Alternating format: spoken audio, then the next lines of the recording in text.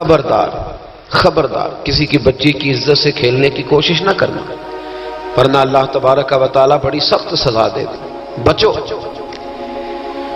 وہ کہتی ہے جب حضور نے کہا نا بیٹیاں برابر ہوتی ہیں تو میرے اندر سے ایک آواز نکلی. میں نے کہا او حاتم تائی کی بیٹی تو غلط تھی، یہ بادشاہ نہیں ہے تو اللہ کے سچے رسول ہیں. بادشاہ تو سخت سزائیں دیتے ہیں. کہتے ہیں حضور میرے قریب آئے اور آ کے کہنے لگے تو سردار کی بیٹی ہے، تیرے باپ میں اچھی خصلتیں پائی جاتی تھی، بتا تیرے ساتھ کیا معاملہ کروں. کیا معاملہ؟ یہ حضور کی پسند ہے. کیا معاملہ کروں؟ تو کہنے لگی میں چاہتی ہوں مجھے آزاد کر دے. کہتی مجھے امید نہیں تھی. حضور کہیں گے ٹھہر جا، بیٹھ جا، بات کرتے ہیں، مشاورت ہوتی ہے، پھر اس کے بعد کوئی فیصلہ ہوتا ہے. کہا آزاد کر دو. کہتی حضور نے میرے کہنے پر فوراً ہی اگلا جملہ ہی نہیں کہا، فرمایا جا تو آزاد ہے. کہتی ہے میں نے ایک جملہ اور کہا، میں نے کہا میں اکیلی نہیں جاؤں گی، سارا قافلہ آزاد کرو. اب تنگی یہ داماں پہ نہ جا اور بھی کچھ مانگ ہے، آج وہ ماہل باتا اور بھی کچھ مانگ. کہنے لگی اکیلی نہیں جاؤں گی، سارا قافلہ سارا قبیلہ آزاد ہو. حضور نے فرمایا تو پتہ نہیں کیا سوچ رہی ہے، تو جہاں آئی ہے وہاں سے خالی جاتا ہی کوئی نہیں. سارا قافلہ. حضور نے فرمایا بھی اس کے قبیلے کو کھانا وانا کھلاؤ اور سارے ہی آزاد کر دو. واپس گھر گئی تو اپنے باپ کو، اپنے بھائی کو بلایا، بلا کے کہنے لگی بھائی وہ بادشاہ نہیں وہ نبی ہیں. بادشاہ نہیں وہ، اب تو جن کو فقیر ہونا چاہیے تھا وہ بھی بادشاہ بن گئے. بادشاہ سلامت، بادشاہ سلامت. میں رات بورے والے میں تھا، بھائی مہربانی پیسے نہ لے کے آئیے گا باہر، اپنی اپنی جگہ پہ بیٹھے، یہ کام بالکل نہ کریں، اللہ آپ کو خوش رکھے، برکت دے. میں اس کو حرام نہیں کہتا، پر یہ سٹائل نذرانے کا درست نہیں، اس سے بچا کرے، ورنہ پھر وہی بندہ چنگا لگنا جنہیں پیسے لے کے آنا ہے. دوجیاں دا دل کرنا ہے ٹوری جانتے چنگے نے، اس لیے اس چکر سے باہر نکلیں تاکہ قوم سمجھدار ہو جائے. بالکل یہ کام نہیں کریں، سنیں اور یاد رکھیں. میں تھا وہاں دور تو 2-3 بچے نا یوں ہاتھ باندھ کے کھڑے ہو گئے. اب حضور نے فرمایا کہ اس طرح کا معاملہ نہ کرو جیسے مجوسی اپنے بادشاہوں کے ساتھ کرتے تھے. میں کہ پتر بیٹھ جو، کہندے نہیں ساڈی ڈیوٹی ہے. میں کہ کیس لائیے، میں بادشاہ سلامت تھا تو بیٹھ جو کرسی تیرا آمدار. کیا چکر چل گیا ہے، ہاتھ باندھ کے کھڑے ہونا، کونوں میں کھڑے، کیا اس کا مطلب؟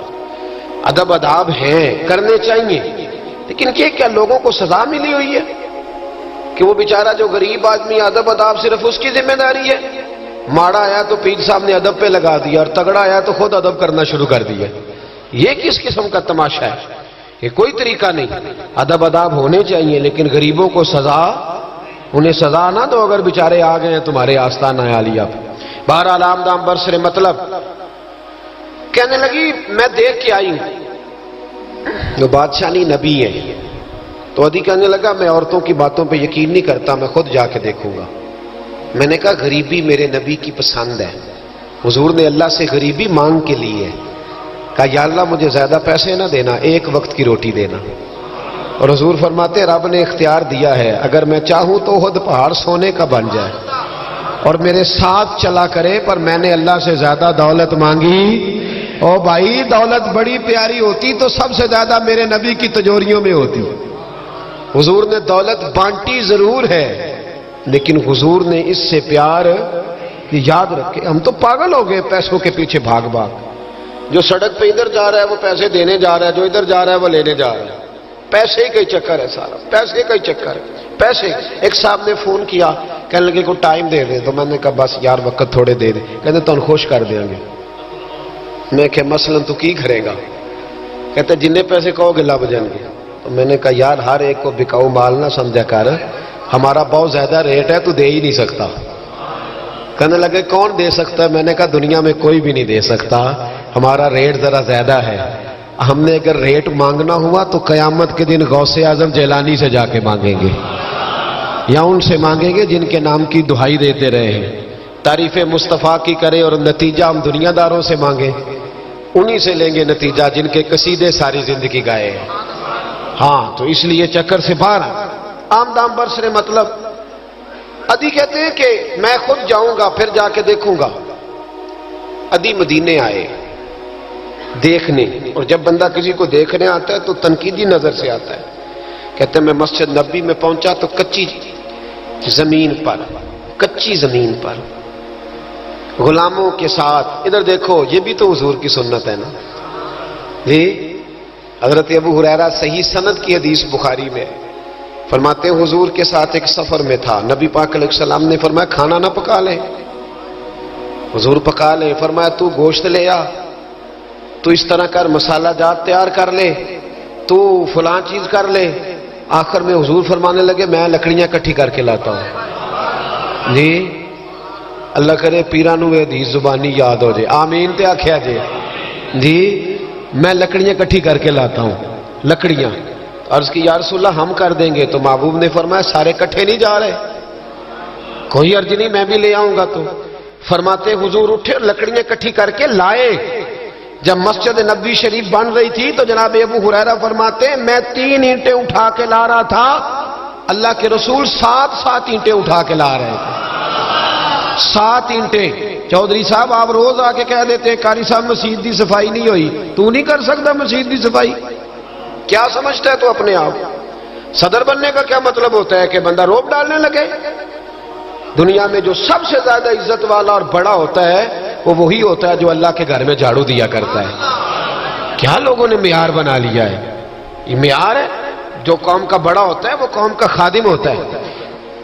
عدی کہتے ہیں میں مدینے آیا تو میں نے نبی پاک علیہ السلام کو غلاموں کے ساتھ کچی زمین پہ بیٹھے دیکھا، اور غلام بھی کون؟ ایک طرف حضرت بلال حبشی بیٹھے اور دوسری جانب حضرت عمار بن یاسر بیٹھے۔ کہتے ہیں حضور بیچ بیٹھے، کھانا کھایا جا رہا ہے، اور حیران میں اس وقت ہوا جب اسی پلیٹ سے نبی پاک بھی کھا رہے ہیں اور بلال حبشی بھی کھا رہے ہیں ساتھ بیٹھ کے حضور نے۔ عدی کہتے ہیں میرے دل پہ چوٹ لگی، میں نے کہا نہیں یار، یہ بادشاہ نہیں، یہ بادشاہ جو اس طرح غریبوں کے بیچ بیٹھ کے روٹی کھائے۔ ہمارے تو بادشاہ غریبوں کے حق میں تقریر کرتے ہیں نا، ویسے ان سے پوچھو کہ اس گاؤں سے ڈنگے کا کرایہ کتنا ہے، اور پھر ڈنگے سے لالے موسے کا کتنا ہے، ان کو کوئی پتہ نہیں۔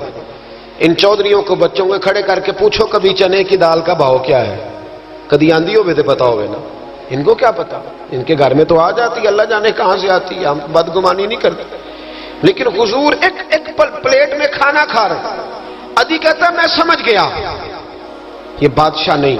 پھر میرے دل میں شیطان نے وسوسہ ڈالا، میں نے کہا مسجد کچیا ہو سکتا ہے، مکان بڑا پکا ہو، بنگلہ بڑا عالی شان ہو۔ حضور کی عادت مبارکہ تھی جب کوئی مہمان آتا تھا تو یا مسجد میں اصحاب صفہ کے ساتھ رکھتے تھے یا کسی صحابی کو دے دیتے تھے، وہ اپنے گھر لے جاتے تھے۔ عدی کہتے ہیں میں نے جب سلام کلام کیا نا، دل میں خیال تھا کہ گھر بڑا عالی شان ہوگا، تو محبوب فرمانے لگے میرے دل میں خیال ہے، دیکھیے میرے نبی کو اللہ نے کتنا علم غیب عطا فرمایا ہے۔ کہتے ہیں میرے دل میں خیال ہے، مصطفیٰ کریم فرمانے لگے یار تو یہاں نہ بیٹھ، چل میں تجھے گھر لے چلتا ہوں۔ خیال آیا مسلمان نیک و بد پہچان جاتے ہیں، اور محمد آدمی کے دل کی باتیں جان جاتے ہیں صلی اللہ ہو۔ میں بریلی شریف میں تھا تو اعلیٰ حضرت کے بھائی مولانا حسن رضا خان صاحب رحمۃ اللہ علیہ، ان کے پوتے تھے شیخ الحدیث مولانا تحسین رضا خان صاحب، بڑے اچھے شاعر تھے اور نعت کی صنف سے بڑے آگاہ تھے، بڑا عمدہ مطلع کہتے تھے، مزہ آ جاتا تھا۔ تھوڑی سی مجھے بھی دلچسپی رہی شاعری سے تو میں بڑا خوش ہوتا تھا۔ ایک دن میں نے ان سے کہا کہ حضرت جی کو تازہ قطع کہے، تازہ ہونا چاہیے۔ فرمانے لگے چلو 10 منٹ کا ٹائم دو، ابھی کہہ دیتے ہیں۔ تازہ قطع کہا، کہنے لگے علم غیب رسول کے منکر اس حقیقت کو بھول جاتے ہیں، غیب مانا کہ راز ہے لیکن راز اپنوں سے کب چھپاتے ہیں۔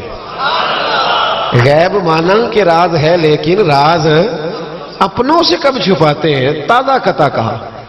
عدی بن حاتم کہتے ہیں حضور مجھے لے کے چلے، جب نبی پاک گھر کی طرف لے کے چلے تو رستے میں ایک بوڑھی اماں مل گئی، پھٹے پرانے کپڑے، کہنے لگی یا رسول اللہ میں آپ کی طرف ہی جا رہی تھی، ضروری کام ہے۔ تو حضور نے فرمایا چل تو جا رہی تھی، میں خود جو آ گیا ہوں۔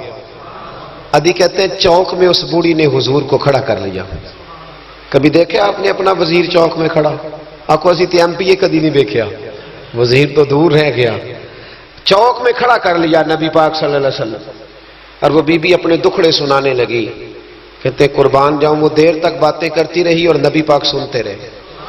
ادی کہتے ہیں میرے دل پہ دوسری چوٹ لگی. میں نے کہا جو اس طرح غریبی سے پیار کرے وہ بادشاہ نہیں، وہ اللہ کے سچے رسول ہیں.